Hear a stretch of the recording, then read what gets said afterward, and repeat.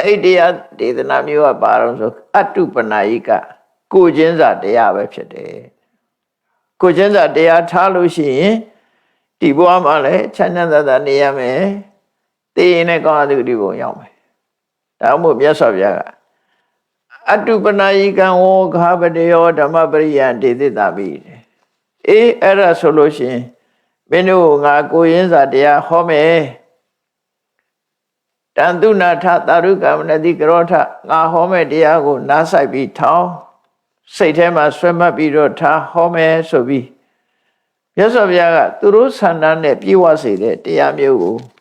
ဒီသုတ္တမှာဟောတာဖြစ်တယ်ဒါကြောင့်မို့ဗုဒ္ဓဟောကြားကိုချင်းစာတရားတော့ကိုချင်းစာတရားဆိုတာ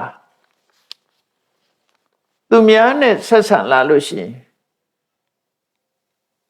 နံပါတ်1ပြောဆိုခြင်းနဲ့ဆက်ဆံတာတစ်ခုနံပါတ်2ကပြုလုပ်ခြင်းနဲ့ဆက်ဆံတာတစ်ခုစိတ်ထဲမှာရှိတာနဲ့မဆိုင်ဘူးလူတွေကတူနဲ့တူဆက်ဆံကြတယ်ဆိုရင်အပြောနဲ့ဆက်ဆံအလုံးနဲ့ဆက်ဆံနှစ်ခုရှိတယ်ပေါ့